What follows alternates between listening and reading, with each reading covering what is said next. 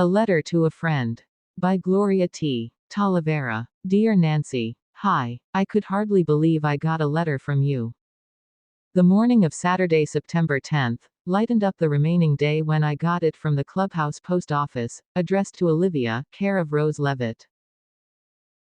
Isn't it wonderful that Terry's already up the business ladder, as assistant manager, when just a few years back, she was a mere wisp of a girl who opened the door for me when I showed up one day in your house for an interview with you. And Tina and John, apparently are relaxed, after that trip to San Francisco. Now, isn't that cute? Everything's doing well with all of you. I wish we were neighbors so we can chat and express our views as we did in the past. It's nice reminiscing ourselves in that exercise of articulation, each one insisting on the rightness of our beliefs or stance. We felt so strongly about our respective causes, didn't we? Yet, were we numbers of two opposing camps in a debate over an issue? We did not care who the winner was.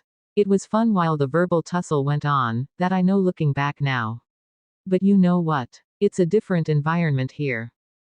Since my arrival in January to date, I feel I've not gotten accustomed to, or rather, used to my ward's persons that bear down on me from time to time. Rose, as you know, with her legendary temperament, can be a challenge to anyone. Take last Friday, September 16th, for example.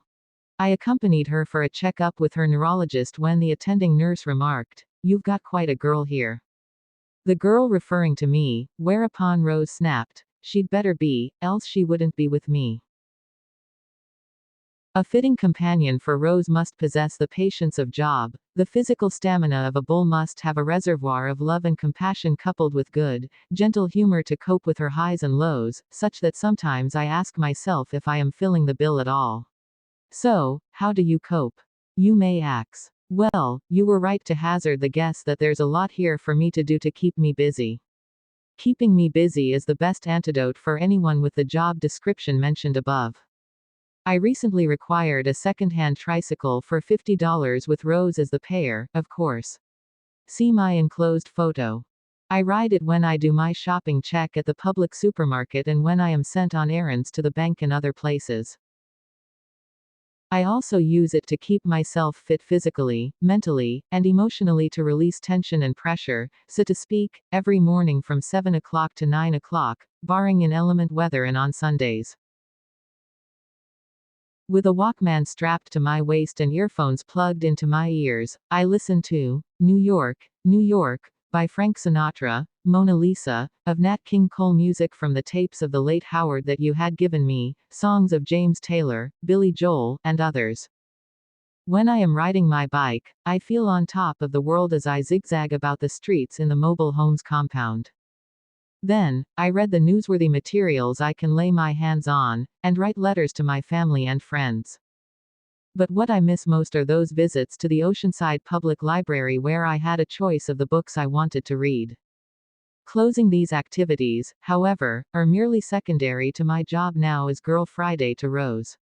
Life can be interesting to me, no matter where I am. Knowing that it takes all kinds to make a world, I do not rest content on that truism alone.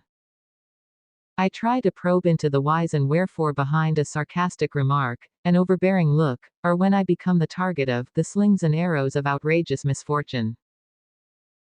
But such gestures or happenings hurled at me are soon offset by one's show of concern, like her getting alarmed over my late homecoming as I pursued a certain task, or when a simple direct invitation like, "Why don't you eat yet?" is addressed to me. When this happens, I get confused and I ask myself why one can be very mean one moment, and then be very good soon afterward. As I'll hypothesize about the quirks of human nature, my mind gets busy. I start making conjectures, and this particular phase gives me the most fun. Boy, have I said a lot. Knowing you, I wonder if you'll ever write me again. I must have robbed you much time from reading this letter.